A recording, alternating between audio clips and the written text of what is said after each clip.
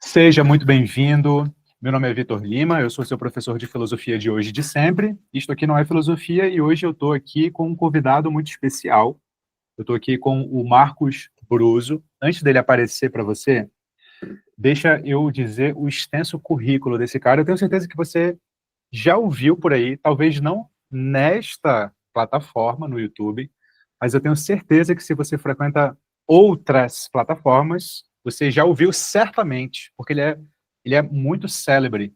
Aqui no YouTube ele também frequenta, mas ainda ele não é tão famoso quanto ele é nas outras. Ainda, escreve o que eu estou falando. Ainda, uma questão de tempo. Mas deixa eu dizer o currículo desse cara, para você ver que não é qualquer um não, tá?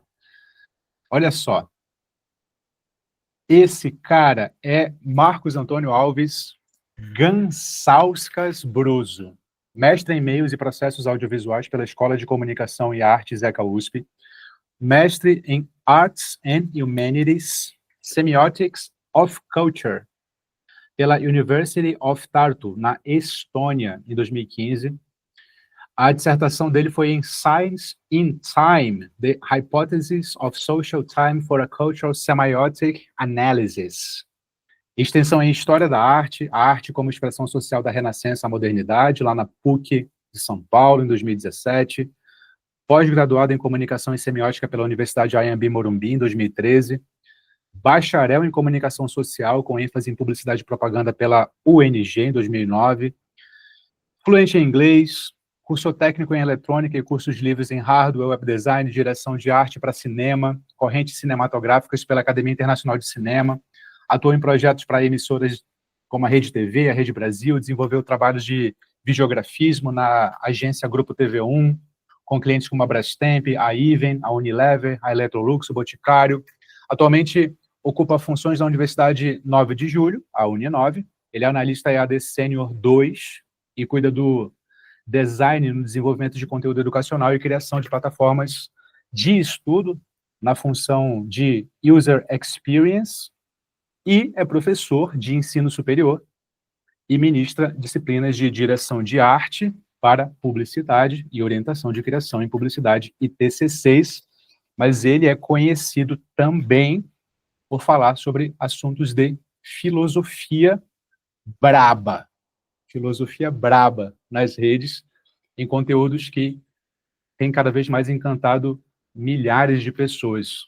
Marcos Bruso, seja muito bem-vindo ao Isto Não é Filosofia, e, por favor, se apresente, meu amigo. Como é que você gosta de se apresentar depois desse vasto currículo? Bom, obrigado pela introdução, é um privilégio imenso meu participar desse canal aqui, pelo convite também eu agradeço. Eu tenho acompanhado nas últimas semanas, especialmente, o conteúdo, eu gostei muito da forma como você comunica as coisas, e aí, então, para mim é um privilégio estar aqui. Em resumo, o que eu diria, assim, sobre como me apresento, faltou só uma atualização, na verdade, agora eu sou coordenador de Design e Experiência Digital na FTD Educação, editora FTD Educação, também cuidando ali de desenvolvimento de plataformas, da parte humana dessas plataformas, né? Mas é uma atualizaçãozinha. E como eu me apresento, por enquanto, eu acho que seria muito interessante me deixar no âmbito do pesquisador, do intelectual, do pensador sobre humanidades envolvendo cultura e filosofia e tecnologia ultimamente, que tem sido a minha área de pesquisa, né? Então eu seria o típico acadêmico que se cansou do hermetismo acadêmico e pulou para a comunicação, acho que para um espaço de poder ampliar o que a gente descobre, o que a gente se mata para descobrir e comunicar para as pessoas. Então eu ficaria por aí, um comunicador, um pesquisador, um provocador, já me chamaram de tudo já. Cara, eu acho que isso antes de tudo, eu te conheço como um comunicador, porque a gente se conhece pelos algoritmos da vida, né? Eu acho que vídeos meus chegaram a você via algoritmos do Instagram e do YouTube, e vídeos seus chegaram via algoritmo de Instagram e YouTube. E é assim que a gente se conheceu, entre aspas. Sim. E a gente veio a se falar também via comentários de um vídeo que você chegou a reagir, meu reagindo, por sua vez, a um vídeo do Pondé, e a gente chegou ali a conversar nos comentários, e a gente, nos comentários, chegou a a trocar figurinhas, foi para mensagens diretas e estamos aqui. Mas é engraçado o quanto a gente se conhece com pessoas interessantes, o quanto a gente conhece pessoas interessantes via algoritmos que nem sempre são, portanto, ruins, né? O algoritmo nem sempre apresenta a gente coisas com as quais a gente vai se arrepender, né, de encontrar. Não, 99% sim, né? Mas sobra aí 1% de. Não, na verdade, eu acredito até que a gente deva se apropriar dos novos meios como plataformas de possibilidade de expansão de comunicação, de democratização de comunicação, de pensamento, coisas que, como eu, por exemplo, ou você mesmo dando aula para uma sala de aula com 60 pessoas, seria o limite de um ser humano em exposição em um momento ali, talvez seminários que fizemos, palestras que demos, com 200 pessoas no teatro. E agora a gente joga um vídeo no mundo, vídeos passados aí que eu postei, que pegaram 2 milhões de visualizações. E isso é um absurdo, é novidade para o ser humano. Nós nem sabemos lidar com isso. No começo eu fiquei assustadíssimo, né? Com essa exposição, com o nível de responsabilidade sobre o que a gente comunica, e a questão de ter que cortar, acho que fazer realmente um trabalho ali de açougueiro nos conceitos para conseguir tirar um filezinho e mostrar uma coisinha, e você vai levar porrada por isso, porque você vai expor sempre um pedacinho. Mas o que se tira disso tudo, né? Dessa dor que eu sinto dessa exposição dessa forma, né, e tudo mais, especialmente tendo vindo do espaço acadêmico, que democratiza, que eu nunca teria tido a oportunidade de falar com tanta gente, de fechar tantos contatos, como por exemplo, te conhecer, bater papo contigo, né, trocar ideias, assim. Eu acho que também você ser ouvido, né, então eu acho que a gente sai ganhando e a academia deveria aprender conosco. Nós que comunicamos somos muito criticados pelos acadêmicos, né. Na verdade, a academia no mundo, ela... Opa! De novo. Não sei o que acontece vamos lá.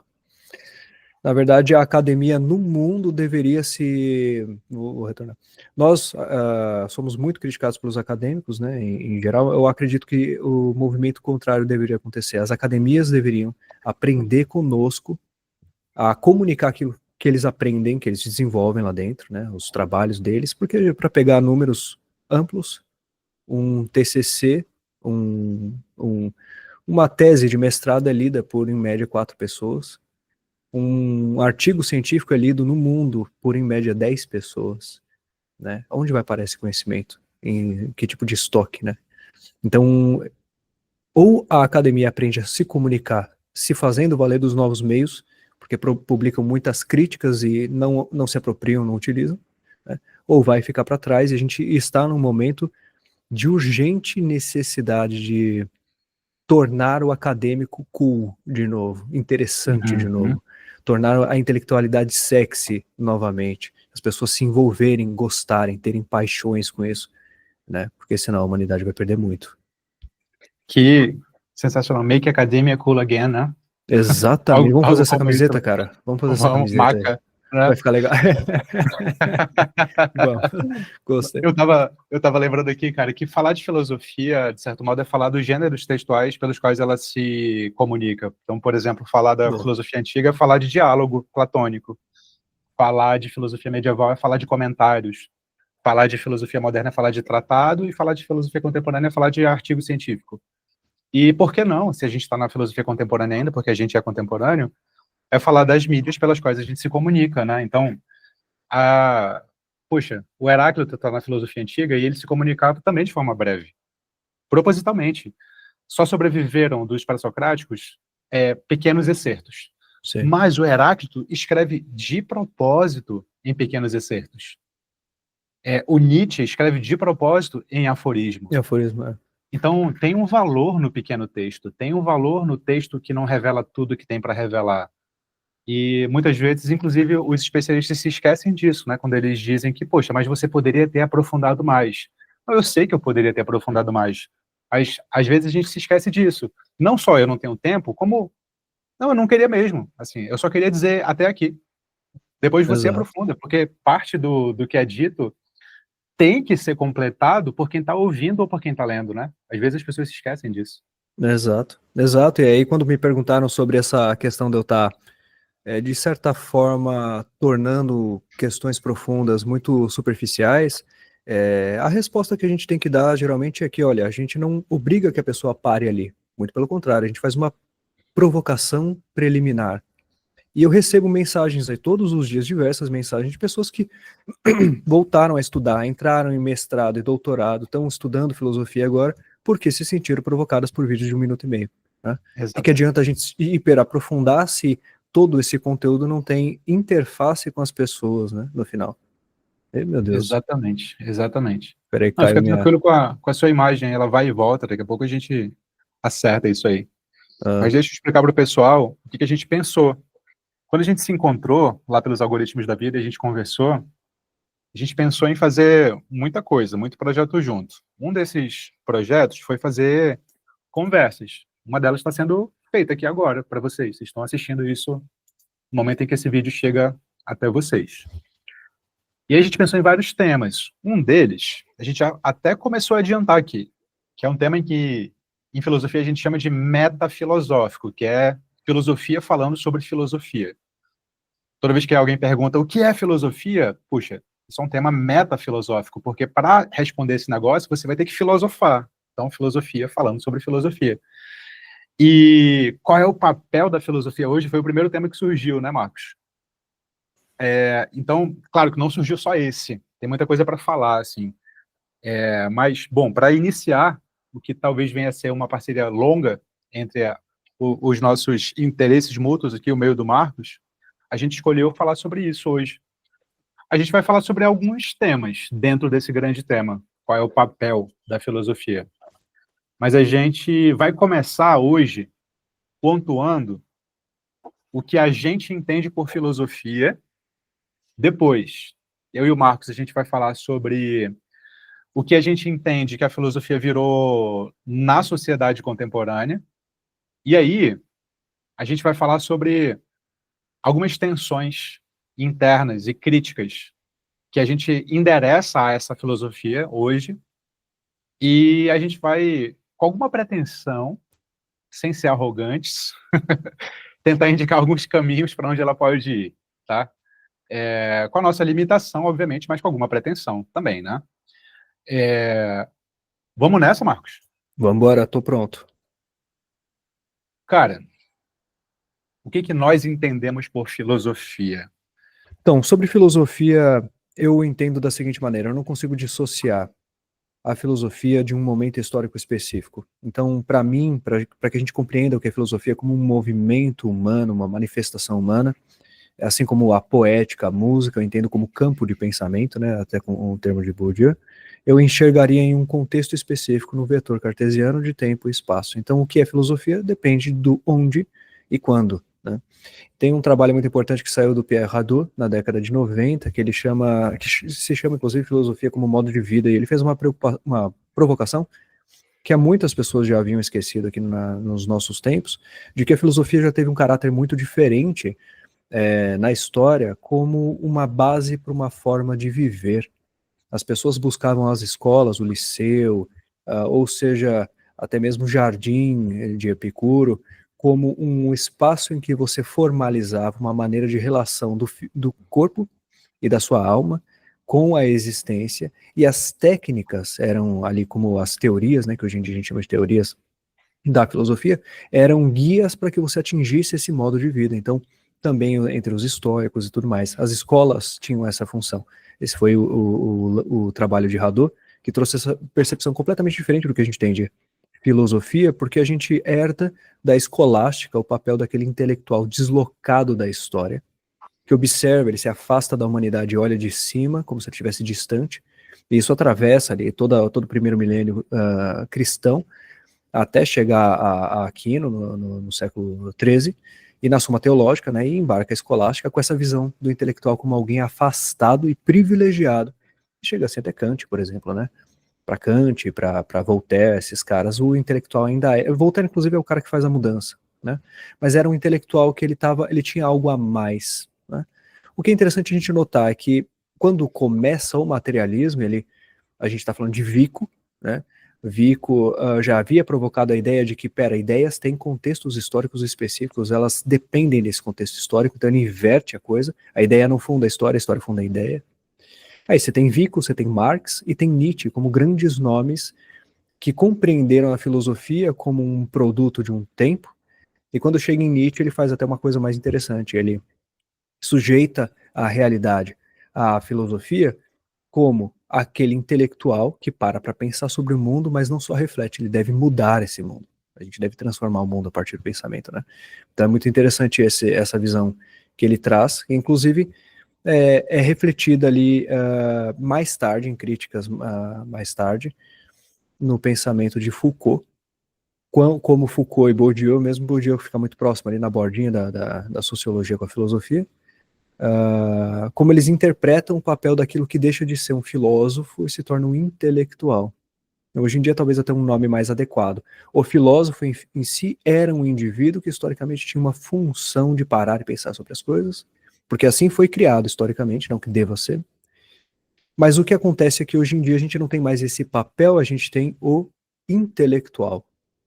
E como Foucault coloca no Power and Knowledge, uma série de entrevistas muito interessantes, hoje em dia a gente não consegue pensar no intelectual dissociado da realidade do dia a dia. Os intelectuais pegam ônibus, eles pegam trem, pegam metrô, conversam com pessoas, vão no restaurante.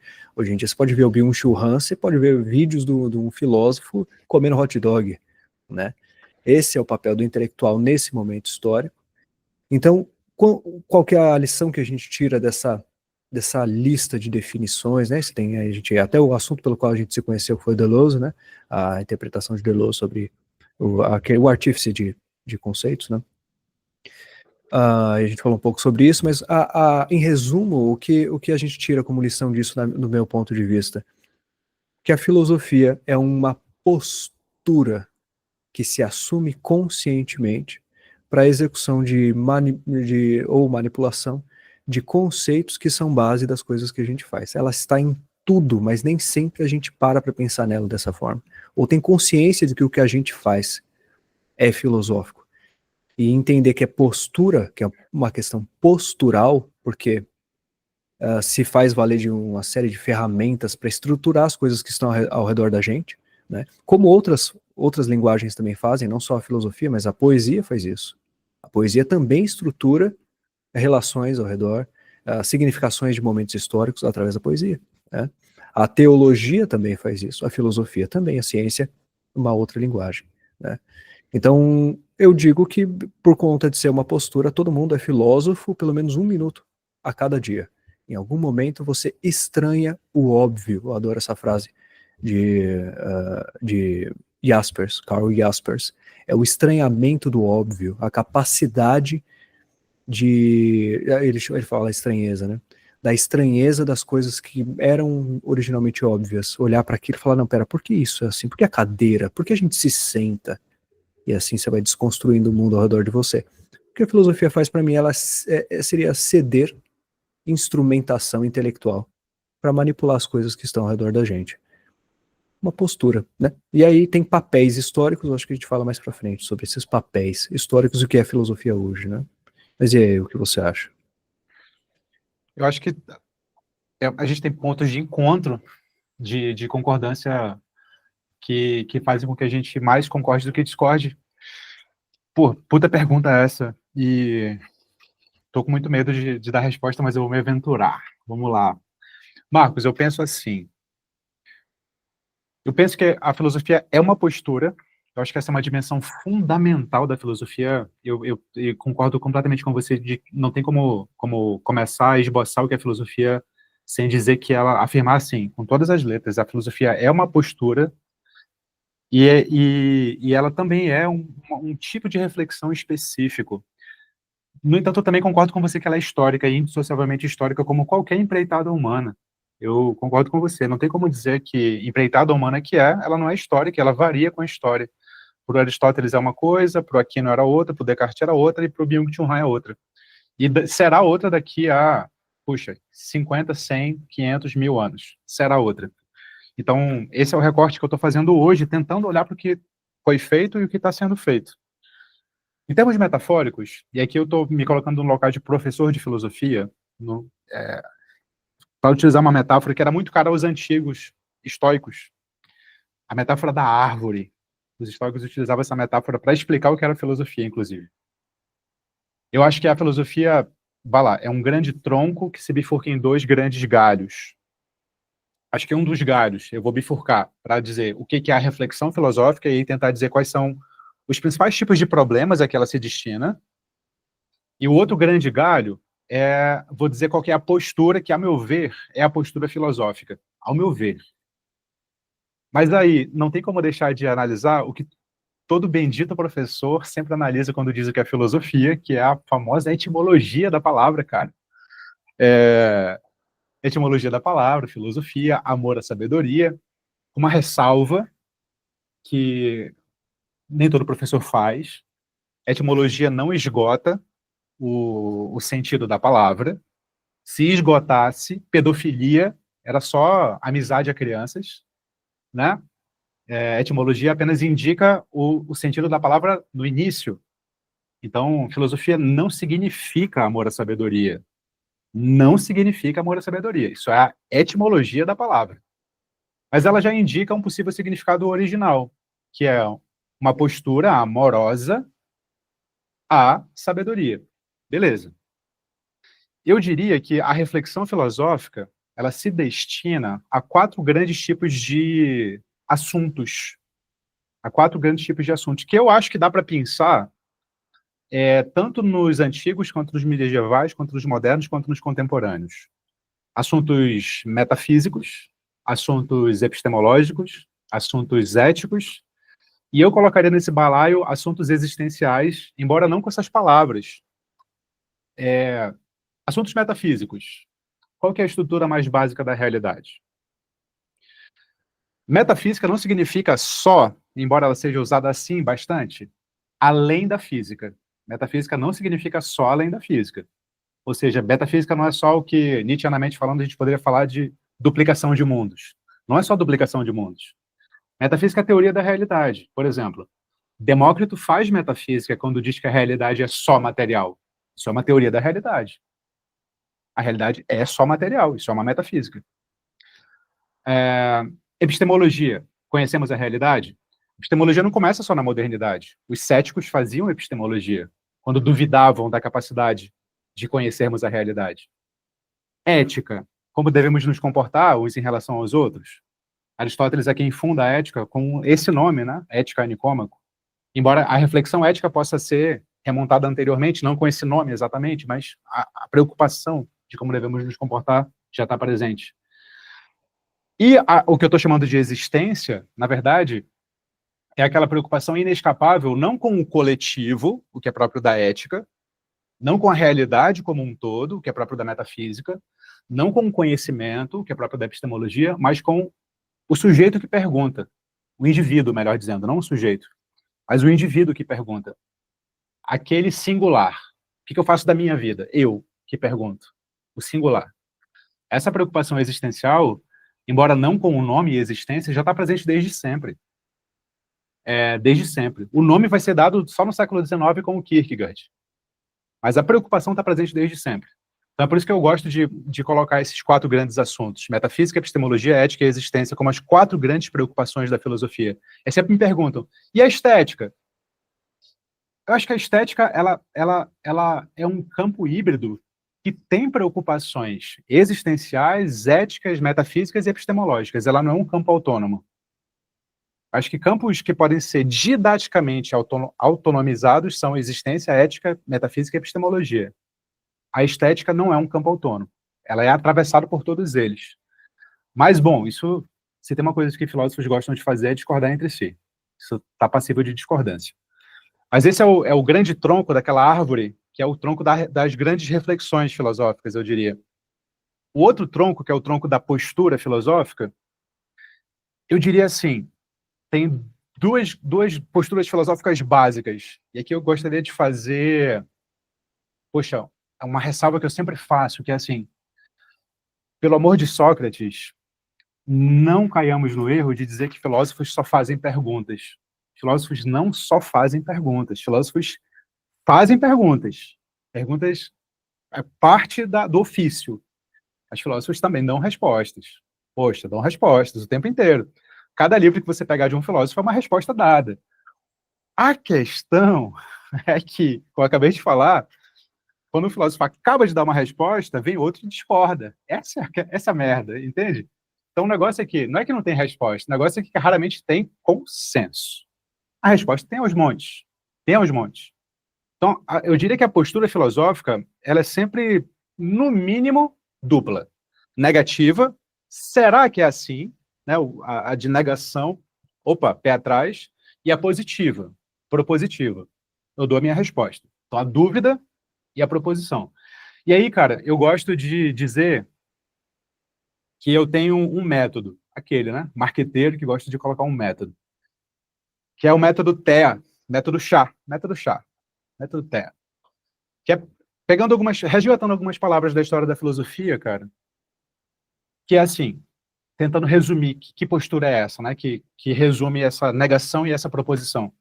Acho que tudo começa, como diria Aristóteles e Platão, tudo começa no espanto, na admiração, que em grego é taumatzen, daí o T, do método TEA. A postura filosófica ou inicia no espanto ou não inicia. Assim. Ou você se espanta ou você não começa a filosofar, cara. E o espanto não é o enxergar por trás da realidade. O espanto é enxergar aquilo que está diante de você. Diante de você, cara. Você sempre viu, sempre viu, sempre viu, mas nunca enxergou. Sabe aquela coisa? Você sempre viu, mas nunca enxergou? Esse é o espanto. Beleza, você se abriu. Eu gosto da palavra abertura, eu não gosto da palavra espanto, não. Eu gosto da palavra abertura. O próximo passo, o do TEA, para mim, é a palavra epoché dos céticos, que é a suspensão do juízo. Porque quando você se abre, o próximo passo é você investigar. Só que para investigar a sério, você precisa, pelo menos metodologicamente, ainda não julgar. Ainda não. Porque a tendência humana é julgar, né? Em seguida julgar. Em seguida dizer, é uma merda, ou é legal, ou vale, ou não vale. Por isso que eu acho que essa postura cética, ela, metodologicamente falando, ela é o que há para a postura filosófica ser implantada. Então você investiga. Aliás, as pessoas confundem, né? Acham que o cético, o que define o cético é a dúvida. Não é. É a investigação. Skepsis, que dá origem à palavra cético, é investigação, não é dúvida. E o A é uma palavra alemã que o Hegel usa. É Aufhebung. Aufhebung, que é o substantivo cujo verbo é aufheben, que significa... É uma palavra, assim, polissêmica, que quer dizer três coisas. Mas ela pode ser traduzida, grosso modo, para suspender. Mas ela quer dizer, ao mesmo tempo, conservar, negar e elevar. Conservar, negar e elevar. Aufheben. O Hegel achava que isso era uma lei da realidade, tal qual a gravidade é uma lei da realidade. Eu não acho, eu não vou até aí. Mas eu acho ela um puta princípio metodológico discursivo também. Assim, eu acho que é útil adotar ela como princípio discursivo. Se você está diante de uma questão, eu acho um puta princípio legal você fazer um esforço discursivo de deixa eu ver o que aqui, diante dessa questão, eu posso negar, conservar e elevar. Entende? Então, para mim, a postura filosófica é deixa eu ver o que nisso me espanta, deixa eu ver como é que eu suspendo o juízo, deixa eu ver como é que eu conservo, nego e elevo isso aqui. Entende? Então é assim que eu busco sistematizar a postura filosófica para mim, do modo como eu dou aula, do modo como eu investigo as coisas da filosofia e do modo como eu busco ensinar para os meus alunos. Então, nota que eu não defino filosofia, no fundo eu fujo. Eu defino filosofia tentando abarcar as grandes preocupações temáticas da filosofia, né? Porque, cara, sabe qual que é o meu medo? E aí eu vou abrir o coração. É porque toda tentativa de definir filosofia, do modo como eu vejo na minha limitação, ela tende a deixar de fora alguém, sabe? Quando eu defino, né, dou um fim, assim, né, eu deixo de fora alguém. Por exemplo, porra, você define filosofia como a produção de conceitos do Deleuze. Vá lá. Aí o meu medo, cara, é que ele defina conceito de modo tão estrito, que ele deixe de fora, sei lá, alguém que não define conceito como ele define. Sei lá. Esse é meu E no medo. caso dele era isso mesmo, ele tinha essa preocupação de distinção de áreas do saber sobre uma Pois reflexão, é. uma postura reflexiva e de uma postura de reflexão produtiva que seria dentro das classes de produção como indústrias, como ciências, né? Que inclusive ele herda isso de Jaspers, que também divide. Quando a gente abarca o cognoscível, a gente entra na ciência.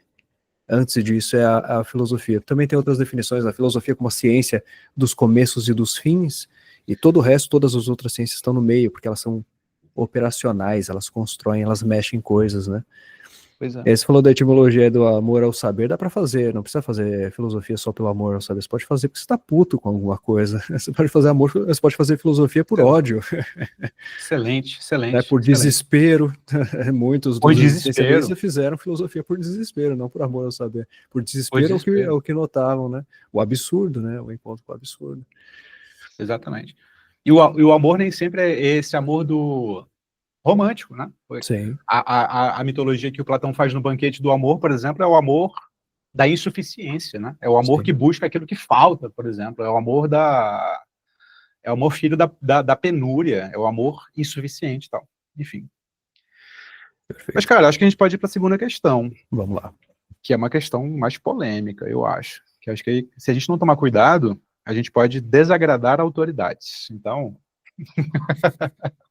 que é o que a filosofia virou na sociedade contemporânea. Cara, o que a filosofia virou na sociedade contemporânea? Vamos falar de universidade, vamos falar de YouTube, de Instagram, de TikTok. E aí? A filosofia Porque, cara, deixa eu te falar, outro dia você comentou um artigo no Le Monde Diplomatique do funeral da filosofia. Aí Sim. eu fui ler o artigo. Pô, você foi muito generoso com o artigo, porque você comentou o artigo como quem leu o artigo e foi divulgar o artigo. Só que eu fui ler o artigo, pô. O artigo desconsidera a produção filosófica feita fora da universidade, ele cita uma pessoa. Estou me controlando aqui para não falar besteira. Mas ele cita uma pessoa acho que ela é uma médica veterinária. Ele fala assim: eu vou citar aqui um caso que eu conheço de uma pessoa que usa a filosofia como um exemplo louvável e tal. Mas, assim, em regra, filosofia é autoajuda, é frase de efeito e tal. Fala, cara, a pessoa que ele cita tem uma relevância, assim, mínima. Assim, ele poderia ter citado você, por exemplo, que tem ganhado uma projeção, assim, absurda nos últimos meses. Assim, Marcos, eu tenho convicção que ele te conhece. Assim, se ele conhece aquela pessoa que ele citou, ele te conhece. Entende? Por Ele que que entrou em ele não te contato depois. citou? Por que que ele não te citou, cara? Por que que quando ele vai citar as redes sociais, ele só cita de modo pejorativo? Bacana, ele entrou em contato, então vai ser mais esclarecedor ainda. Por que que será que a academia, quando se refere a redes sociais, ela só fala do que está dando errado nas redes sociais e não do que está dando certo? O que que você acha? Ressentimento. Ressentimento. Isso é matéria do ressentimento. Existe uma questão complicada aí. Primeiro, assim, eu acho que sobre o papel da filosofia hoje em dia, tá? Eu gostaria de deixar muito claro que a filosofia é como essa operação de revisão crítica das condições que nos cercam através de uma metodologia, um conjunto de ferramentas,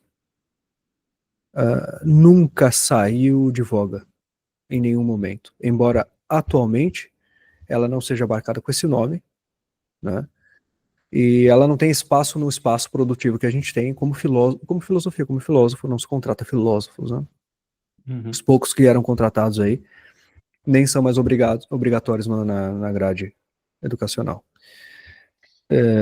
Mas a filosofia está em tudo como base, por exemplo, da ciência, da política, da ética, né, política, a definição dos 3 poderes do John Locke e Montesquieu, a ética, né, como você falou, desde a ética nicômaco para quem era hábito, mas depois toda a evolução da moral por dentro da teologia, tá? E a própria epistemologia científica, eu acho que é a base da ciência. Hoje em dia, a gente não poderia, por mais instrumentalista que estejamos, dissociar o fato de que toda tese ainda é uma manipulação intelectual sobre possibilidades previsíveis, como dizia Heidegger. A pergunta científica carrega, tem as 3 perguntas, né? O elemento que é perguntado, a pergunta em si, e onde eu quero chegar com essa pergunta. E quem opera cientificamente tem consciência disso, e isso é filosofia, isso é epistemologia pura, né?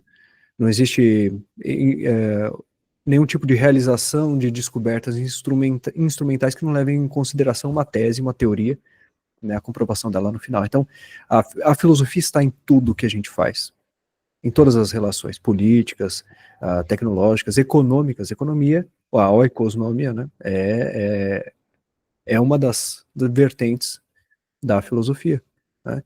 Então ela existe, ela está aqui, e eu acho que muito do meu papel como comunicador é mostrar que ela já está aqui de alguma forma. O que falta é instrumentação, formalização, não diria porque é meio complicado esse termo, mas educar as pessoas a enxergarem que o que elas fazem em diversos momentos já é filosófico, e que elas já estão ingressadas nisso, elas só não sabem manipular aquilo, né?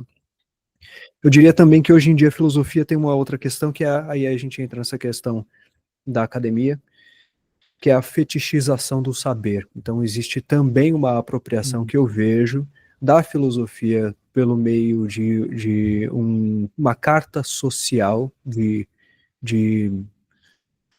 status, onde as pessoas, e o mercado de livros é muito movido por isso, por pessoas que compram livros para pôr na prateleira, para ficar na prateleira, mas o ato de comprar como quase se aproximando de poder adquirir conhecimento, e por isso também se frustram.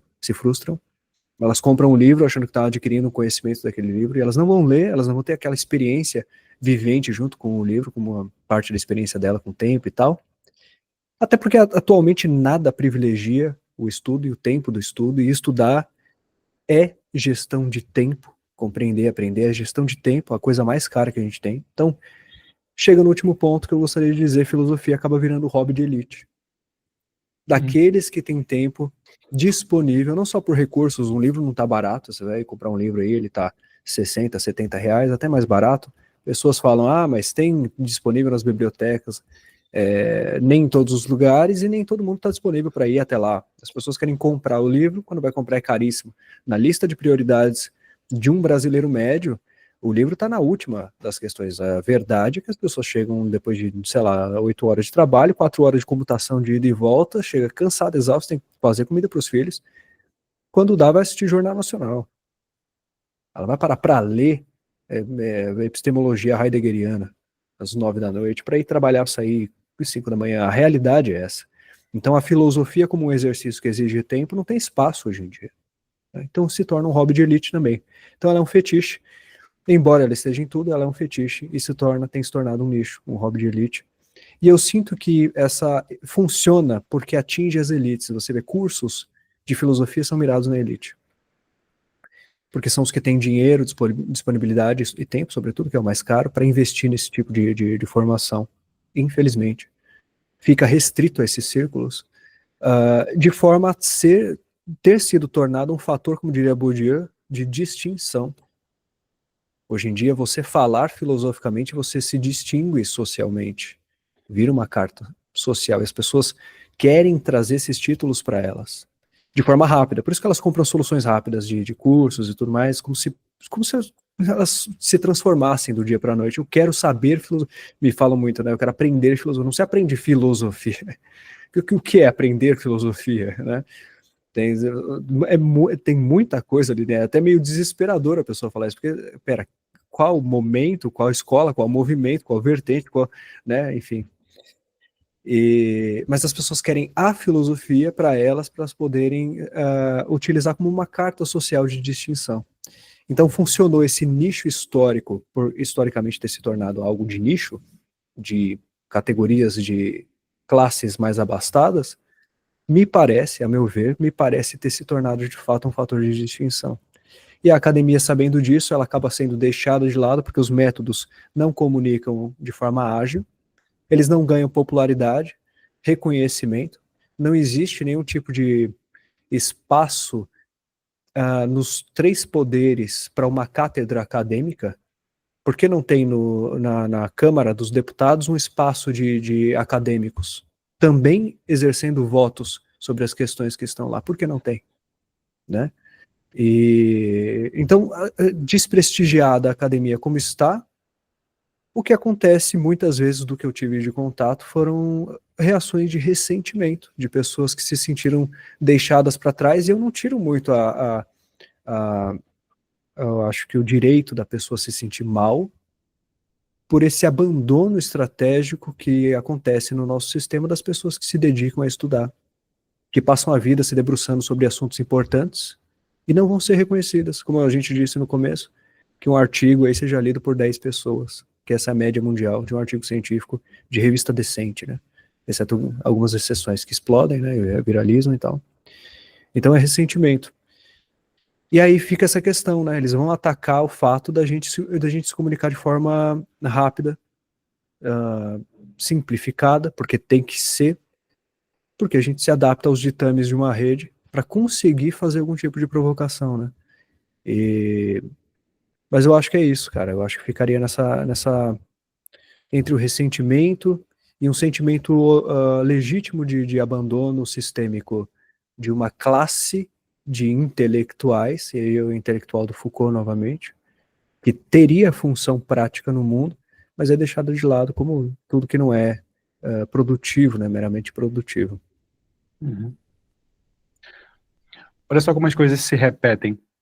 Para falar de filosofia na sociedade contemporânea, eu estou fazendo dissertação de mestrado sobre um procedimento do discurso do Sócrates, né, da refutação do Sócrates, analisando duas obras do Platão, que é o Laques e o Cármides.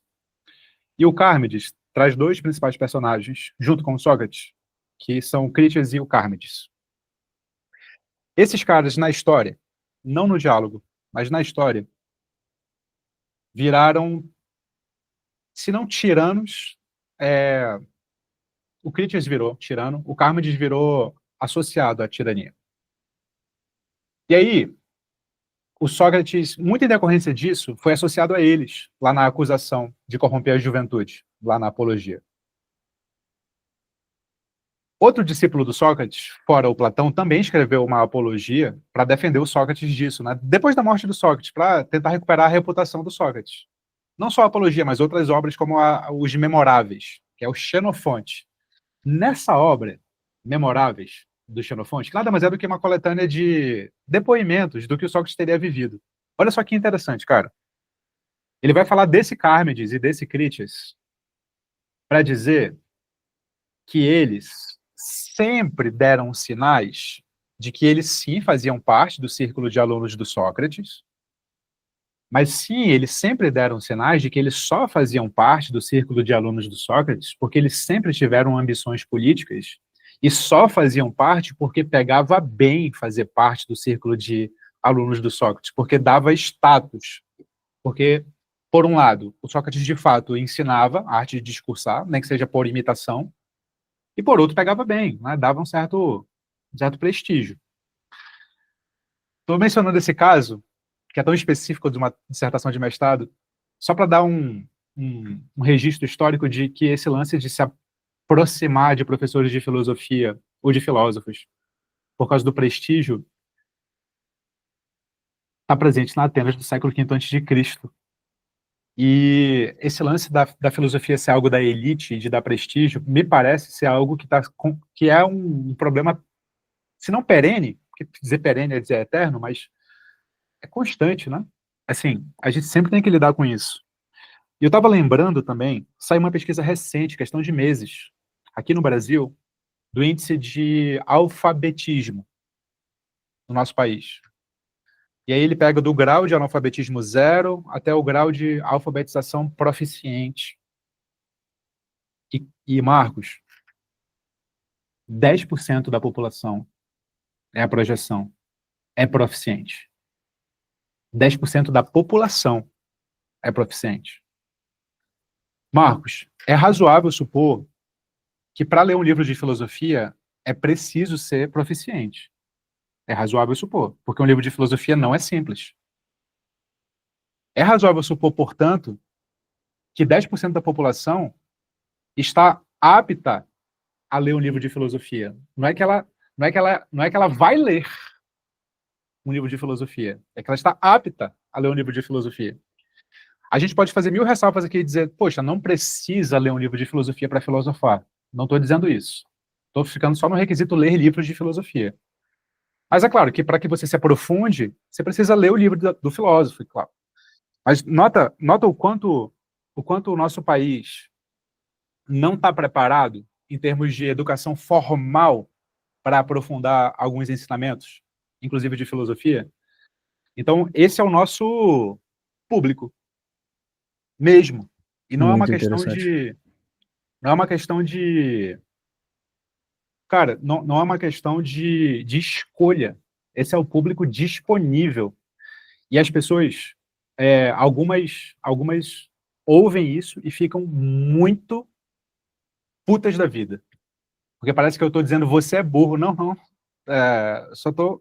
Eu só estou transmitindo o que a pesquisa disse. A pesquisa está dizendo, 10% da população brasileira é proficiente. Estou dizendo que você está entre os 90%. Sei lá se você está, não conheço você. Faça o teste para saber se você está ou não está, né? Então, esse é o nosso país. 90% da população não é proficiente em leitura. É isso. Não, 10% é. E esses 10% não sei se lê em filosofia. É isso. Não sei se lê em filosofia. não, seria É demais isso. esperar que isso acontecesse. Aí eu dou 10% dos 10% leem algo, né? 10% Lê. dos 10% dos 10% É provavelmente isso. chegaram a alguma coisa. Teria que fazer outra pesquisa. Aí Aí é a a gente tem... importância da comunicação que se faz, né? Também de É trazer. isso. Então, para a gente começar a pensar no lugar da filosofia e na sociedade contemporânea brasileira hoje, tem que pensar nesse público. Então, claro, tem a academia, que sempre foi lugar da elite. A academia é feita para ser o lugar da elite, né? Sempre serão poucos que chegarão lá, a não ser que a gente consiga chegar num estágio de coisas que, por exemplo, não exista vestibular e entre quem quer, mas não chegamos, não sei se chegaremos, não sei se é possível, não sei se é possível, mas, bom, definitivamente não chegamos, portanto é um lugar de elite. Então é um lugar de elite, é isso. Ainda mais num curso como filosofia, que não é todo mundo que procura, definitivamente, não é todo mundo que, quando procura, se forma, não é todo mundo que, quando se forma, se emprega. E não é todo mundo que, quando se emprega bem, a ponto de conseguir se sustentar com isso. Portanto, é elite, da elite, da elite. Assim, é um funil imenso, né? Imenso, imenso, imenso. E, cara, as pessoas que conseguem, se formando muito bem, adquirir outra habilidade, que é a que a gente está falando aqui agora, que é transmitir esse conhecimento, tem mais outro funil imenso, né? Absurdo, que é uma habilidade que não é ensinada nas escolas de filosofia, nas universidades, que é a habilidade comunicacional. Não é, não é. Você vai perguntar de todos os grandes que se destacam em comunicação, onde é que eles aprenderam? É óbvio que não foi na universidade. Foi em outros lugares, que tem a ver com a trajetória pessoal de cada um deles, né? Então, e aí, acho que tem um estudo de caso que é mundial, que atravessa o Brasil, que é para a gente pensar fora da universidade, para pensar na filosofia contemporaneamente falando, que é o estoicismo, né? Não tem como falar de filosofia contemporânea sem falar de estoicismo, porque é um caso de sucesso editorial absurdo, né? Nos últimos anos. Ele pegou muita gente que nunca tinha ouvido falar de filosofia, talvez até hoje. Talvez a palavra estoicismo seja muito mais famosa que a palavra filosofia para muita gente, né? E por que será? Acho que tem muito a ver com o tipo de sociedade que a gente está inserido, né, cara? O estoicismo, do modo como ele é editorialmente entregue, ele é entregue como uma promessa de melhora de performance. Então, ele promete que ele vai resolver problemas muito concretos da vida de todo mundo, que todo mundo na sociedade contemporânea tem. Problema de ansiedade, problema de timidez, problema de, puxa, com mulheres. O estoicismo pega muitos homens, né? Por exemplo, o estoicismo é muito associado, eu luto jiu-jitsu. Na gringa, o estoicismo é muito associado com jiu-jitsu. Muito associado com jiu-jitsu, com lutas, né? Movimentos de homens e tal. Então, numa sociedade de performance, o estoicismo cai como uma luva. Cai como uma luva. Então, eu diria que a filosofia, numa sociedade como a nossa, que é uma sociedade de performance, entre muitas outras coisas, é uma filosofia que também demanda performance. Ela tem lugar ela tem lugar se ela dá respostas para pessoas ávidas por a famosa expressão e na prática, o que eu faço? E na prática, o que eu faço? A expressão na prática é muito vendável. Quando eu falo na prática, eu tenho a atenção das pessoas. Então, a gente não pode pensar filosofia no mundo hoje sem pensar nessa expressão. A expressão prática é uma expressão muito contemporânea. Moderna contemporânea, né? Moderna contemporânea. Sim, a visão utilitarista, né? A A redução visão utilitarista.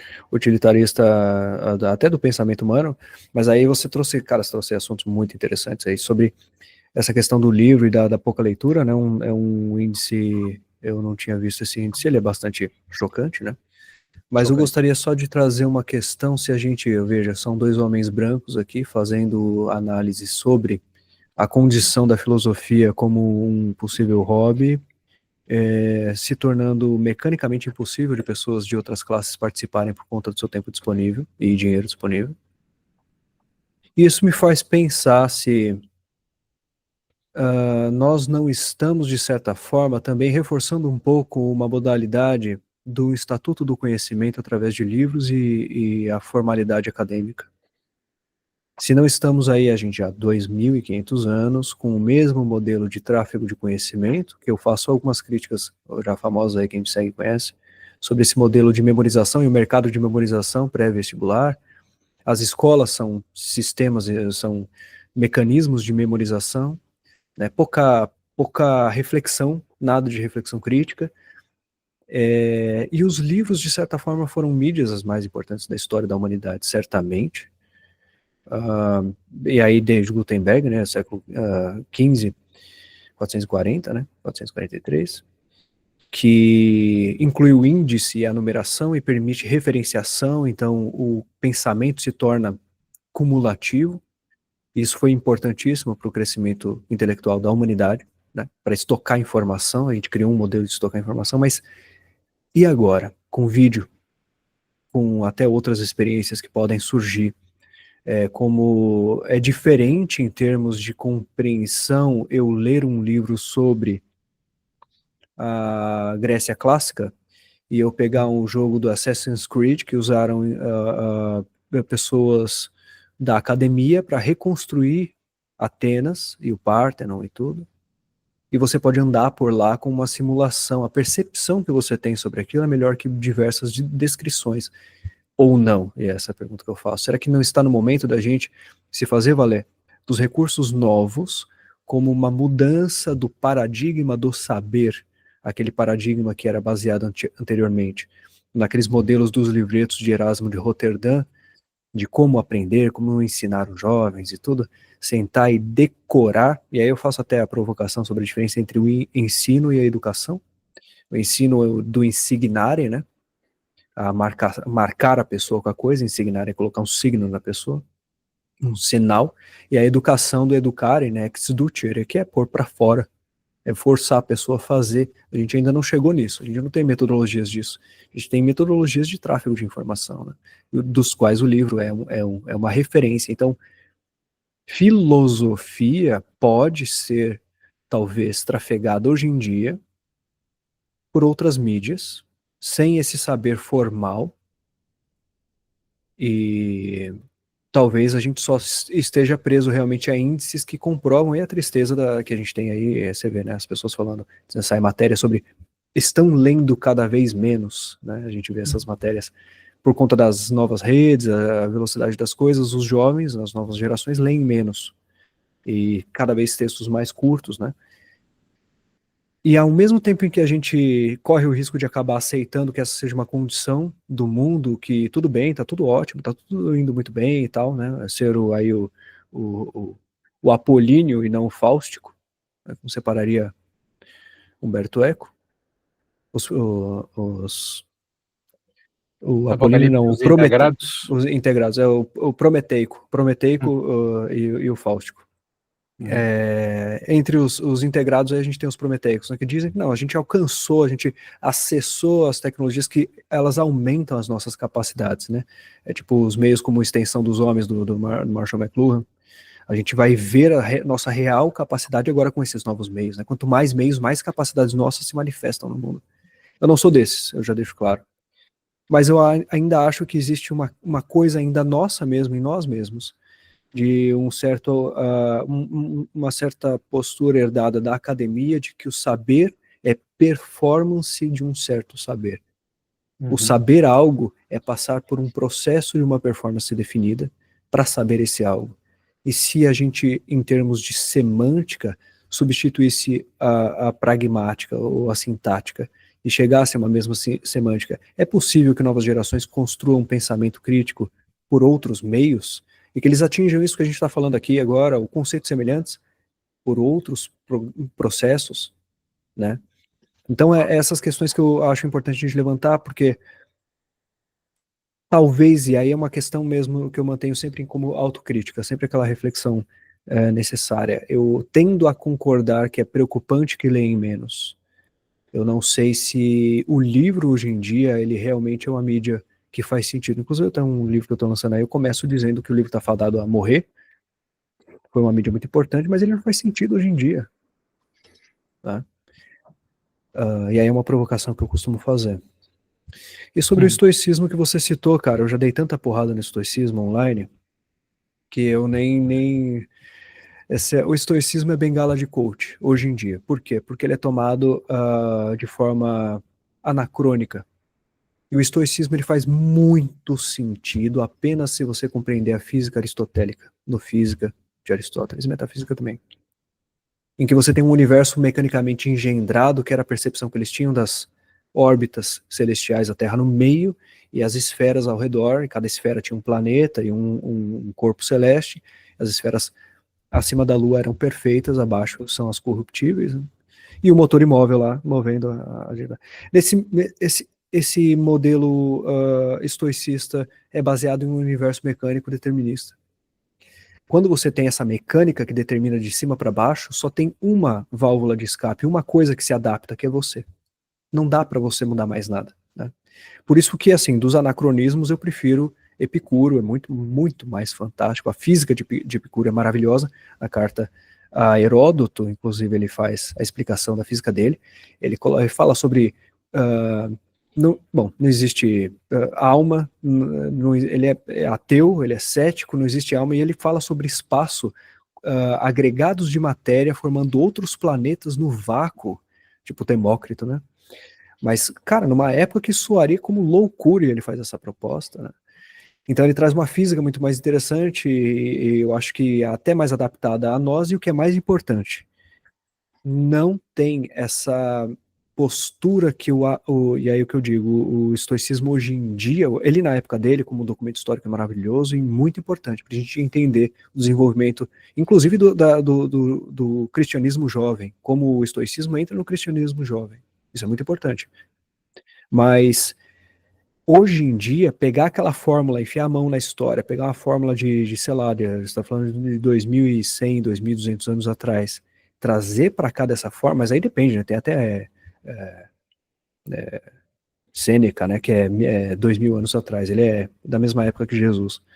Então você enfia a mão na história, pega uma fórmula lá de trás e aplica aqui, a gente tem riscos muito grandes de coisas que a gente lê em Epicteto, por exemplo, de você não reclamar sobre os absurdos que que as pessoas fazem contra você, condições absurdas nas quais você mesmo não tem clara definição sobre até onde é você que define e até onde é outra pessoa que define. Então é perigoso você assumir a postura de tá tudo bem, basta que eu me adapte. Se tá ruim para mim, significa que eu não me adaptei o suficiente. Então tem esses perigos. E que a fórmula epicurista, só para finalizar, considera que você modifique, pelo menos isso, né, dos anacronismos, pega esse, modifique o seu ambiente. Então você tem consciência dos seus problemas e você modifica para que, a partir de uma melhor configuração, você viva melhor. Então talvez por aí seja uma saída menos perigosa. Eu acho que o estoicismo, e aí a gente dá para fazer um fórum só disso. Ele volta agora por conta de uma crise profunda, de um niilismo que a gente ainda vive, mas aí a gente pode abordar isso com mais calma, porque é um assunto longo. Mas é Boa, muito interessante, cara. boa. A sua problematização lá do aspecto livresco da coisa, da abordagem filosófica, é muito, muito pertinente, cara. Eu estava lembrando que eu sou muito enviesado com filosofia europeia, porque essa é a minha formação, né? Essa é a minha formação. Eu sou analfabeto em filosofia, outras filosofias. Não que eu nunca tenha me aventurado a dar orelhadas, mas só orelhadas em filosofias indianas, chinesas e inclusive brasileiras. Por exemplo, eu tenho dado muitas orelhadas em um pensador brasileiro chamado Luiz Antônio Simas, que é um professor de história carioca, que é historiador das ruas, como ele gosta de se denominar. Ele tem vários livros, como O Corpo Encantado das Ruas, Dicionário da História Social do Samba, Fogo no Mato, A Ciência Encantada, Arruaças, uma filosofia popular. Ele tem uma linha de pesquisa junto com um professor da UFRJ, cujo nome eu me esqueci, sobre filosofia brasileira. E ele tem uma pesquisa, uma linha de pesquisa baseada em Walter Benjamin, com produção conceitual, em que ele pega conceitos derivados da filosofia de matriz africana, afro-brasileira, para pensar a realidade brasileira com conceitos inventados aqui e não de fora. Então, então tem essa possibilidade de pensar a realidade que não passa por ler livros escritos por homens brancos mortos há centenas de anos. O local da cultura do Homi Bhabha, né, aquele trabalho clássico lá, sobre o local Sim, de fala, né, o locus de enunciação. exato, exato, cara. Tem aquela Então tem frase isso. provocante, cara, que você tá falando aí, eu lembrei agora rapidinho, só para que as caravelas trouxeram como é que é? A epistemologia que veio nas caravelas, a gente tem que levar em consideração, né? Veio uma visão epistêmica dentro no porão das caravelas que vieram para cá. E a gente esquece disso, né? A gente toma como princípio e natureza o pensar como pensamos, né? Exatamente, cara. Exatamente. E eu tenho uma, uma, uma, uma dívida interna que eu acho que eu ainda vou pagar para mim mesmo, não para ninguém, mas para mim mesmo, que é, em algum momento da minha vida, me dedicar a isso e comunicar isso, não só para mim, mas para o mundo, né? Para os meus alunos e para quem queira ouvir. Mas eu concordo com você que essa provocação é necessária e precisa ser feita. Concordo mesmo, concordo mesmo. Até pra gente parar de pagar pau pra gringo, né, cara? Falando sendo um português correto. Parar de pagar pau para gringo, né? Acho que isso tem que Sim, ser feito.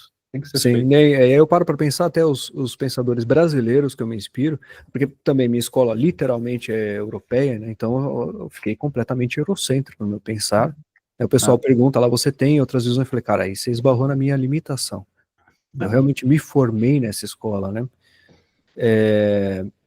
Mas aí os brasileiros que eu admiro, por exemplo, o Gianotti, o Arthur Gianotti, que é um puta de um filósofo maravilhoso, político, filósofo mais da filosofia política, né? Ele era do círculo do socialismo barbárie, junto com Lyotard, com os caras lá, sabe? Sartre participou desse círculo, ele veio para o Brasil, então o cara é europeu. O Willem Flusser, que é um filósofo tcheco-brasileiro, né, nascido lá, mas ele fez a carreira filosófica dele aqui no Brasil, pensador excepcional, meio que antropologia da imagem, eu uso bastante ele no meu livro. Também, o cara é tcheco, ele nasceu lá, veio para cá, voltou para lá e morreu num acidente de carro lá, enfim. Então a gente está num universo epistêmico científico europeu e a nossa ciência europeia, a nossa filosofia europeia, no sentido de que isso é uma limitação de perspectivas que a gente poderia abordar determinados problemas. E eu confesso que isso enraiza tão profundamente que eu tendo a achar que o que sai do cientificismo é um salto de fé. Eu encontro pessoas dando outras explicações por outros caminhos, eu falo, não, pera, me soa, olha que interessante, aí é uma autocrítica, né? Visões distintas do cientificismo eurocêntrico soa como imprudência intelectual, pseudociência, né? Esses espaços do pera lá. É o problema que eu tenho com o Carl Jung, inclusive super polêmico, alguém vai comentar sobre isso, né? Vai dar comentários aí embaixo, vai gerar comentários embaixo do vídeo. Mas o problema que eu tenho com o Carl Jung, que é a questão que o Ernest Becker, próprio Ernest Becker, que também é do círculo de Freud, fala, Carl Jung começa uma coisa maravilhosa, só que ele parece que desanda, porque ele efetua o salto de fé. Eu acho que o espaço do não saber, muitas pessoas ocupam com o ter certeza de que é alguma coisa mística, né? Eles trocam eu não sei por, nossa, é certeza então que é algo místico. E isso é uma postura da ciência europeia, que eu acredito que vale a autocrítica, mas que isso fica enraizado muito profundamente.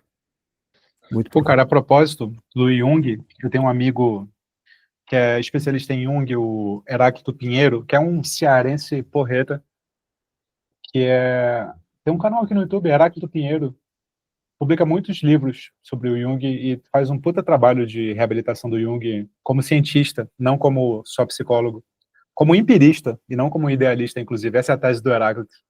Você ia gostar. Aliás, tudo que eu sei de Jung, eu devo ao Heráclito. Heráclito, isso é pra você. Mas, cara, eu acho que agora a gente pode ir para a nossa terceiro ponto aqui, que é críticas e tensões internas. Vamos para a nossa crítica da filosofia, então, né? A gente já esboçou essa crítica. A filosofia, cara, bom, tem 3 pontos aqui só para provocar, não que a gente pense isso, tá? É irrelevante hoje, ela é uma pseudo-espiritualidade hoje, ela é um academicismo estéril hoje. O que ela é hoje, Marcos? Eu acho que é um pouco de tudo isso que você falou. A psicologia, a, a filosofia, atualmente ela é utilizada como uma carta que você saca quando precisa ter alguma saída ali, ela é meio aquela carta na manga, que ela, como é que chama aquelas cartas que ela não tem definição, você joga ela ali no... Coringa? Isso, ela é uma carta coringa, ela é uma saída rápida, fácil, por isso ela se torna instrumento de coach, de criação de seitas. A gente vê pessoas criando seitas em nome da filosofia aí, não é? E aí o que acontece é que ela vai perdendo a sua significação por excesso de repetição vazia. E a filosofia, embora ela esteja em tudo, como eu já disse, inescapavelmente em tudo, em todos os sistemas e estruturas que a gente tem, da ciência jurídica, da ética, né?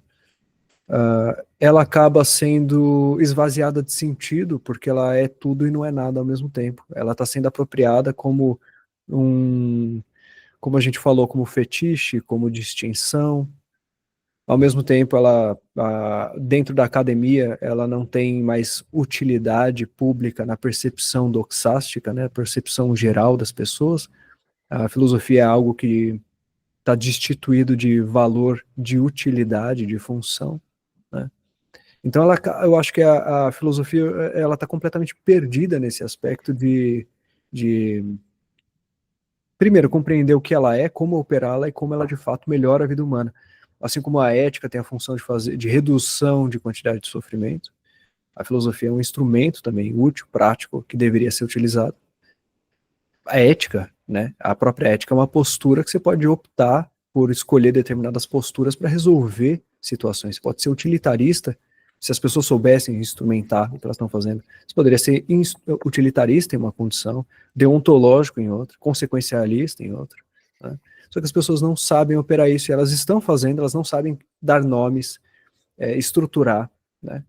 Então a filosofia hoje em dia ela está em crise, e a gente precisa também entender que o papel do filósofo talvez esteja fadado a deixar de existir, como aconteceu na história, alguém que representasse o campo do saber. O que nós temos, e aí uma perspectiva minha, algo mais contemporâneo, seriam os intelectuais. O papel do intelectual, talvez um intelectual orgânico, aquele que está envolvido nos processos sociais. Ele não é mais distinto nem dos processos do capitalismo, nem dos processos de produção produtivos. Ele é operário, ele é um trabalhador, ele é um professor, ele é um médico. São intelectuais que têm a capacidade de conseguir rever o estado do mundo, né? Mudar paradigmas, usando Thomas Kuhn aqui. E aí a academia deveria ser o vetor para isso, que ela juntasse todos esses pensamentos e convertesse ou redistribuísse para os três poderes, para outras instâncias, né? E aí entra a academia não fazendo isso. A academia tem se tornado, pelo menos em nível de graduação, ainda que não seja acessível a muitos, aos poucos que são, de uma carreira formativa estritamente instrumental. A sua função de reflexão crítica, de criação de novos mundos, de expansão de possibilidades do futuro nas mãos de uma classe que pensa, não acontece na academia, né? Então é crise completa. Eu até abandonaria o nome filósofo ou da filosofia, mas intelectualidade e campos do saber e reflexão, né? Porque está muito mais difuso. Eu acho complexo a gente considerar a filosofia como pensávamos sobre a filosofia na história no passado. Esse espaço para ela não existe mais. Então eu diria que é tanto falta de relevância, por conta de falta de aplicação prática na perspectiva de um mundo que reduz tudo ao utilitarismo. A pseudo-espiritualidade, evidentemente, né, ela vira suporte, como eu disse, ela foi recortada e ela é utilizada aos pedaços, né, para qualquer coisa. É um remendo ali que se torna a ajuda material para coach, referências vagas para, sei lá, pastores podem usar recortes, né? E ela é um academicismo, e aí a gente tem o academicismo estéreo também, né? Que ele tá lá, tá produzindo coisas, mas nada daquilo vai ter nenhum tipo de tração com a realidade das pessoas. Tá? Então eu diria as três coisas, cara. Eu concordo. Acho que as três coisas estão tão presentes, cara. Estão presentes. E você apontou saídas para as três coisas, né? Acho que deixa eu começar de trás para frente, do academicismo. Eu acho que eu tenho muita sorte, por exemplo, eu tenho orientadores que são muito abertos. Vou dar... Quando a gente elogia em público, e quando a gente chama atenção, a gente chama atenção no privado, né? Isso é uma máxima do mundo corporativo que eu gosto. Eu tenho um co-orientação, do professor Gabriele Cornelli com o professor Felipe Gal. Professor Felipe Gal da UERJ, professor Gabriele Cornelli da UNB. O professor Gabriele Cornelli é mais experiente, deve ter uns 40 anos aí de carreira, e o professor Felipe Gal é novato, acabou de entrar. Mas, assim, os dois muito abertos, muito abertos, muito abertos. O professor Gabriele Cornelli é hipercomunicativo. Eu acho que eles são muito modelos, assim, do que são acadêmicos, stricto sensu, pessoas que têm um nível técnico elevadíssimo, mas que estão abertos para se comunicar, caso alguém chame, entende? Eu acho que se houvesse mais pessoas, ou se pessoas da academia fossem abertos como eles, e eu tenho certeza que muitos outros são também, eu acho que as coisas andariam mais, sabe, cara? Acho que andariam mais, assim. Acho que todos eles sabem o que eu faço, por exemplo, na internet. Eu acho que eles me aceitaram sabendo disso, inclusive, de braços abertos. Assim, pô, que bacana ter um cara desse aqui com a gente, sabe? Que eu tenho certeza que outras pessoas, porque já me rejeitaram em outros programas de mestrado também. E eu desconfio, nunca vou saber, que me rejeitaram por causa disso.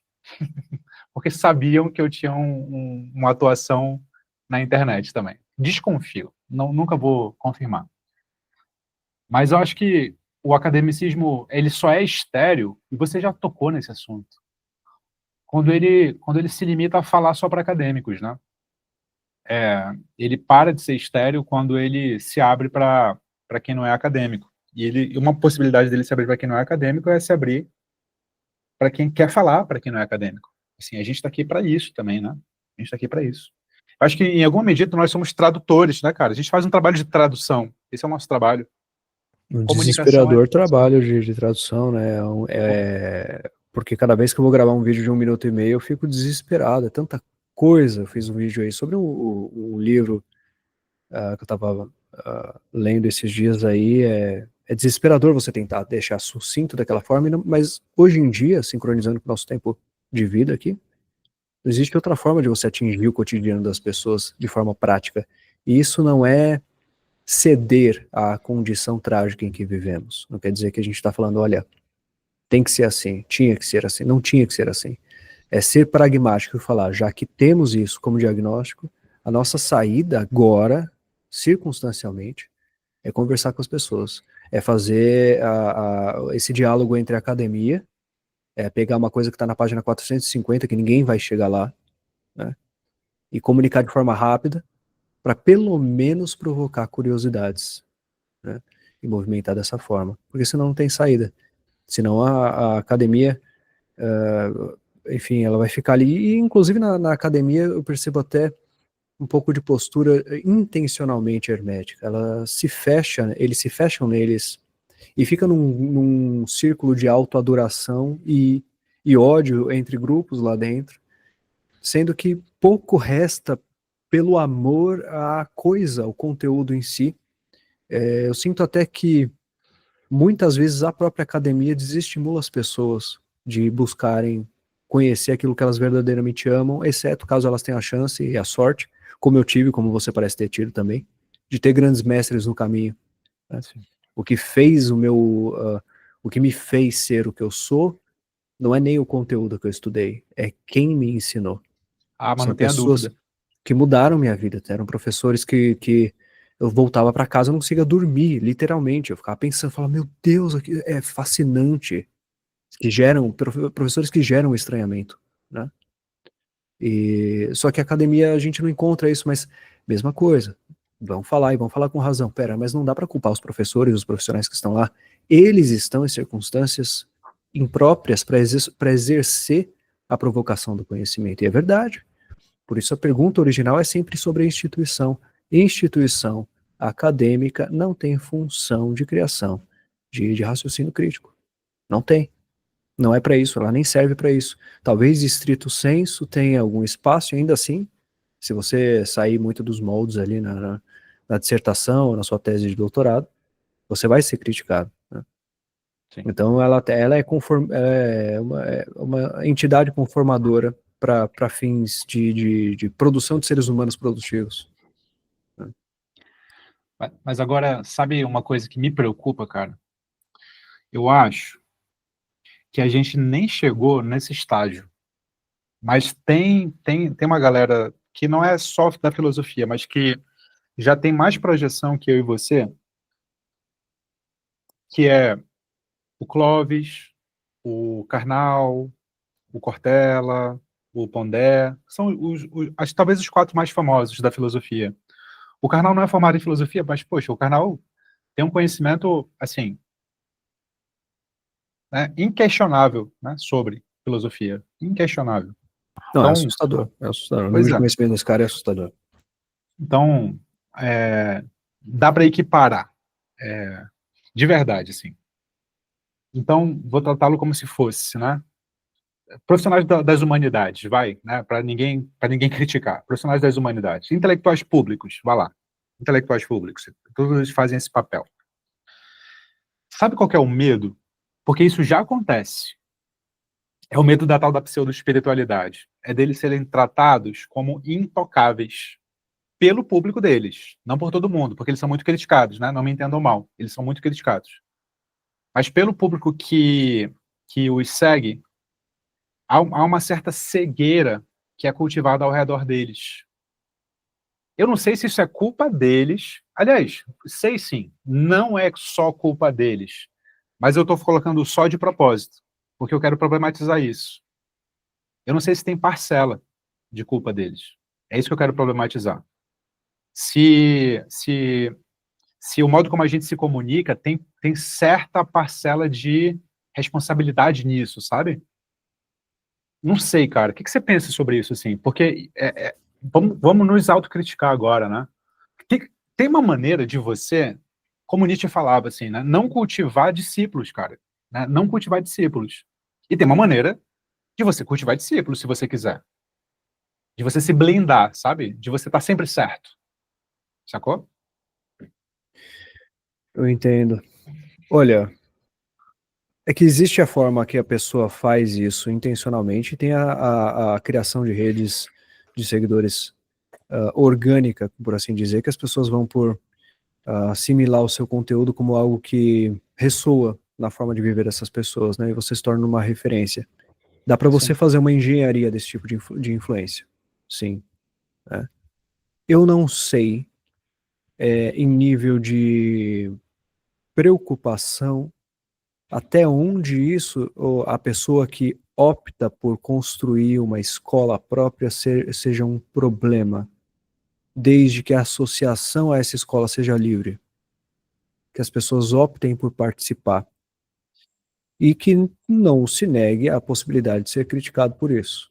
Né? Não foi assim, não foi diferente disso no passado. Eram tornados ídolos e referências personalísticas. As pessoas, o indivíduo era elevado a quase um nível de semideus, um demigod, né? E pela forma de pensar, como um vetor da espiritualidade, como um vetor do saber, de um modo de vida, como eu estava falando ali no comecinho, da pesquisa do Hadot.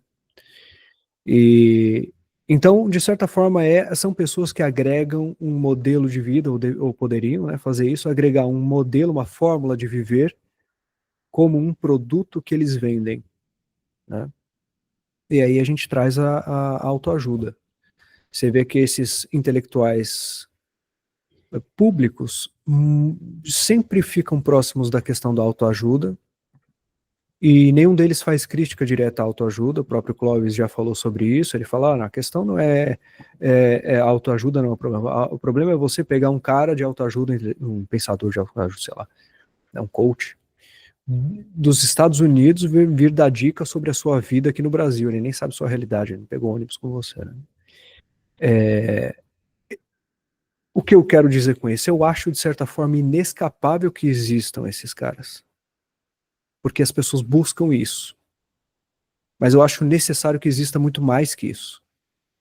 E eu fico triste, na verdade, eu acho que o meu trabalho é meio que esse, tornar interessante a perspectiva crítica, não só as fórmulas o que é o amor, como viver bem, como, sabe, não nesse sentido. Eu acho legal que exista e que, de certa forma, em algum momento, vá ter lições importantes ali, ou que possam ajudar pessoas, né?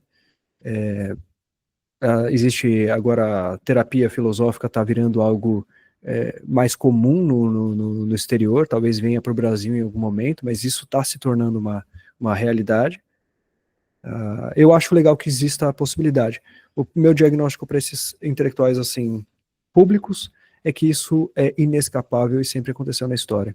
O que não pode acontecer é só tê-los como referência filosófica, porque o que eles fazem é parte de uma possibilidade, né, dessas relações. E que a reflexão crítica saiu de voga, saiu de moda, não tem sido mais desejada, até por esse espírito da ditadura da felicidade que a gente vive, né, do bem-estar, da positividade, como diz o Byung-Chul Han. Né? que as pessoas se afastam dos temas críticos porque eles são ruins, supostamente, né? Então esses caras que trazem temas bons, soluções, reflexões bonitas, né, eles tendem a ter muito mais aderência do público, e afinal de contas não é o que o público quer. Então eles são mais um sintoma do que qualquer problema. Eles são levantados por conta de uma demanda das maiorias silenciosas, como diria Baudrillard, né? E aí eles aparecem dessa forma. E no final das contas, eles também são responsáveis por pessoas como a gente ganharem repercussão, né? Porque muitas pessoas que começam tomando contato por meio deles, chegam em pessoas como a gente, né? E não, muitas vezes, é, ou param de gostar deles e gostam da gente, ou gostam dos dois, né? Dos dois tipos de produção de pensamento. Então a gente Sim. não é excludente, necessariamente, a gente faz parte do mesmo ecossistema.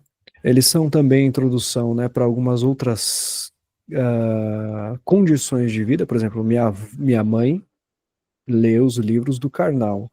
Ela não leu o meu. Leu um pouco e não entendeu. Ela achou complicado. E é isso, eu acho que o lance é esse, né? Até o Karnal lembra o fato de que ele era criticado porque o Olavo de Carvalho uma vez falou publicamente que ele era perigoso. Por quê? E a razão que ele explicou foi: ele era perigoso porque esse daí até só faxineiro entende. Ele falou assim. O Olavo falou sobre ele, ele falou: isso é um elogio. Porra, eu sou compreendido, né? Então, eu acho um trabalho importante.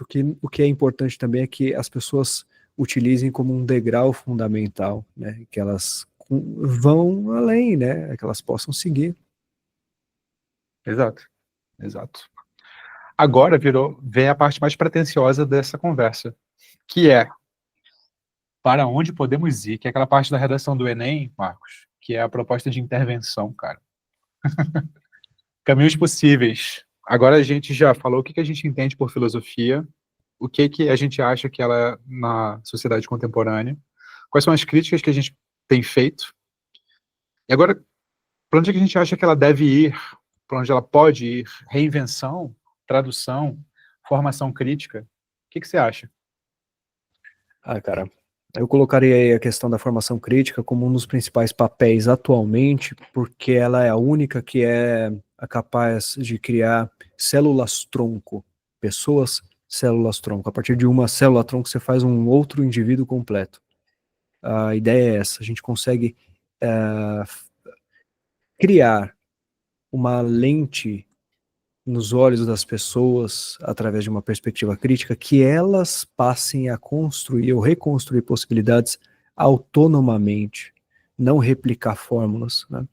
E essa é a parte mais difícil, porque exige a capacidade da pessoa, de fato, se dedicar ao raciocínio crítico, e isso é uma ação que exige tempo e que não traz felicidade. Muita gente hoje em dia compreende a filosofia por uma das duas vertentes, ou como tornar sua vida melhor. Filosofia é o quê? É viver melhor? Ou ela é investigar a verdade? Né? Se ela for por investigar a verdade, aqui eu não vou nem discutir o termo verdade, tá? A gente pode se aprofundar nisso, não existe verdade, verdade é um consenso histórico, mas enfim. Relativista! Alguém está digitando aí? Não, fato, não, é fato, não tem jeito, é um conceito... Pós-moderno! A verdade ela é um consenso histórico, ela se substitui, né? Todo conceito de verdade já foi superado, né? E será, e continuará sendo. Mas vamos, para a gente resumir, seria assim: então você tem esses dois caminhos. O que as pessoas esperam do que se chama ou se apelida de filosofia? É viver bem ou é investigar a verdade? Porque se for viver bem, você está focado em ações que vão te fazer atingir a ataraxia, viver em equilíbrio, né, estar bem feliz, bem realizado.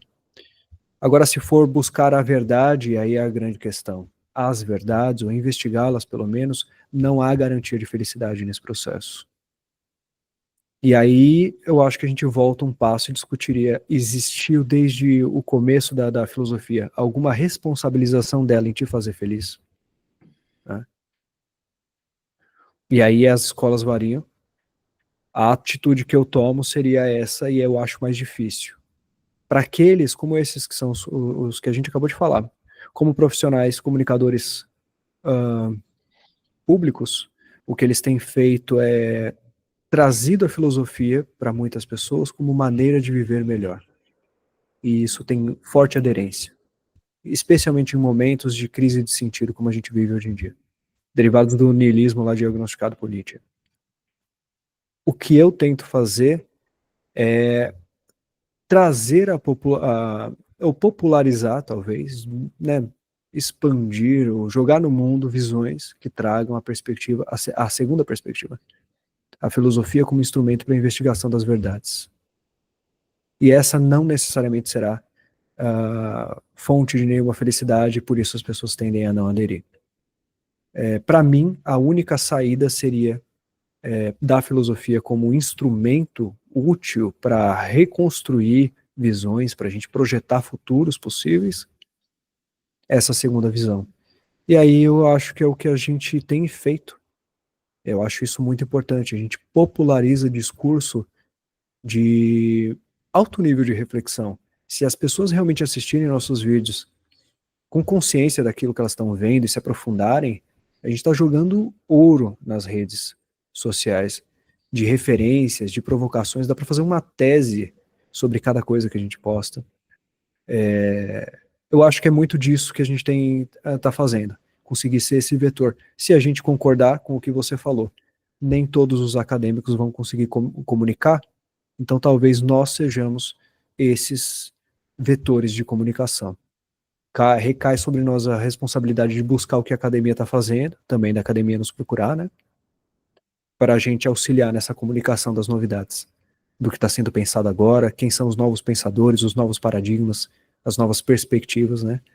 Também aí o meia-culpa, nós homens brancos aí, eurocentristas, né, por formação, buscarmos visões distintas, né, o pensar de outras vozes, epistemologias de outros locais, e dar abertura para isso, porque a gente é um canal para isso agora, né? Então também tem essa responsabilidade.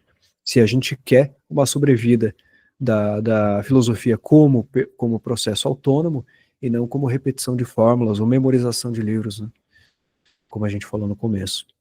Então acho que seria esse o caminho, comunicar de alguma forma que se pudesse atrair pessoas para essa postura em que a filosofia é uma busca por verdades, uma busca por uma investigação profunda, né? Olhar nos olhos dos problemas e não uma busca por bem-estar e viver bem apenas, né?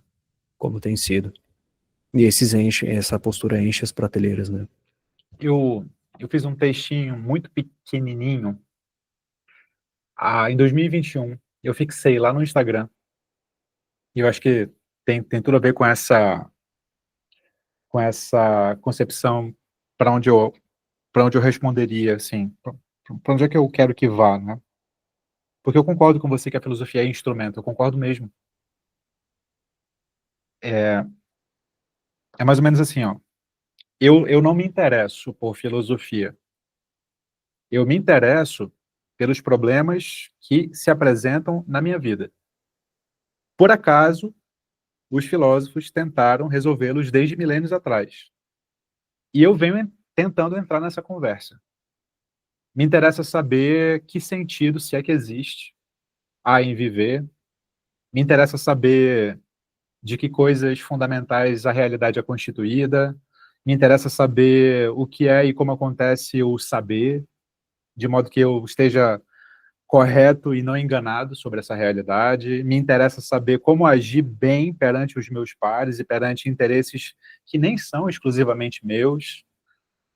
A filosofia não me interessa nela mesma. Ela é apenas o martelo e o prego com que eu fixo o quadro na parede. O que me interessa é fixar o quadro. Então, enquanto professor de filosofia, eu não posso te dar o quadro para fixar, entende? Eu posso te ajudar a fixar o quadro, assim, mas o quadro você que traz. O quadro você que traz, cara. O quadro é Perfeito. você que traz. Perfeito. Filosofia é vazia de sentido, né? Ela não tem conteúdo, ela manipula os conteúdos do mundo. É isso. Tá? É isso. E, eu abomino professores que... Porra, abominar é uma palavra muito pesada, né? Depende Mas do caso, ela pode ser necessária.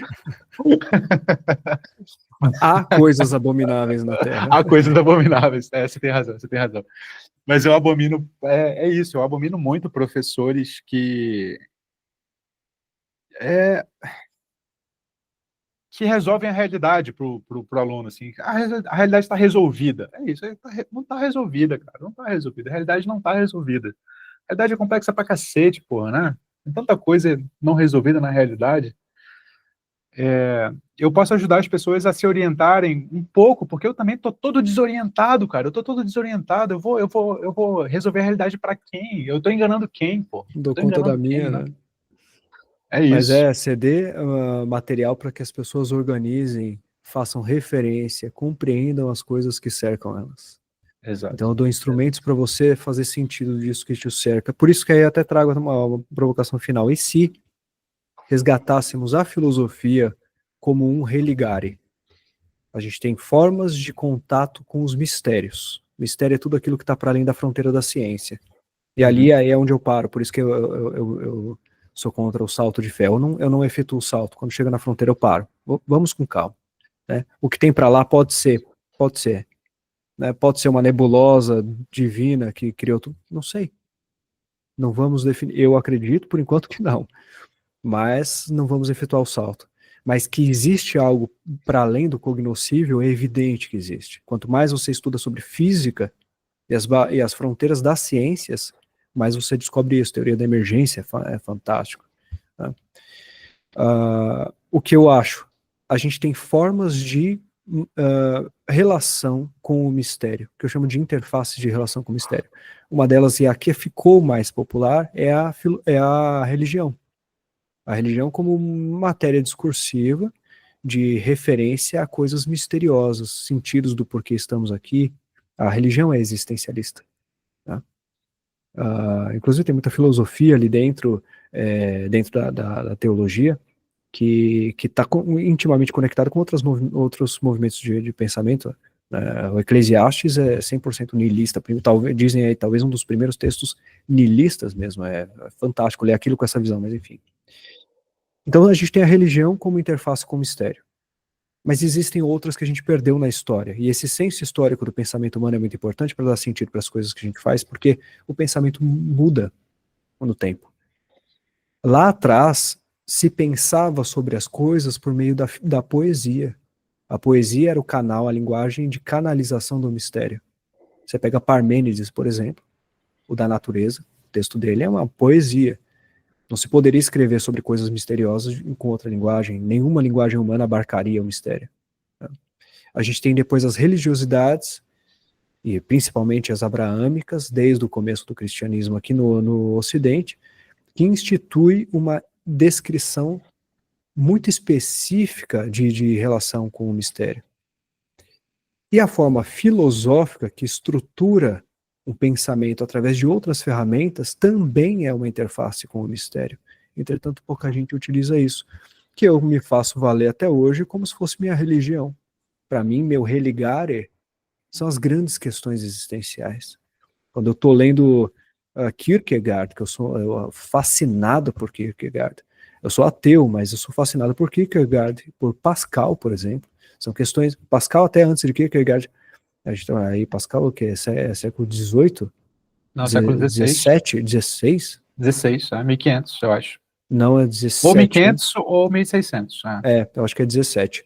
E É. ele faz ali no Pensamentos reflexões extremamente existencialistas, né? Então, dá para você partir daquilo como um texto de referência aos seus mistérios, ao medo da morte, às questões do envelhecimento, do esquecimento, né? Das desigualdades no mundo, das suas possibilidades de realização do que você é. Tudo isso está na filosofia, nos textos filosóficos. Eu acho muito interessante que a gente pudesse, de repente, até pensar mais para frente, por que não temos como a igreja, as pessoas que vão aos domingos para um lugar ouvir textos filosóficos, reflexões filosóficas, como instrumento de religação com os mistérios, de interface com o mistério. Por que não? Por que não templos dedicados às reflexões desse tipo? Né? Então fica aí uma provocação utópica da minha parte. Eu acho que é possível, acho que não é utópico, não. Eu gosto da palavra soteriologia, que o Luc Ferry resgata nas obras dele, em mais de uma.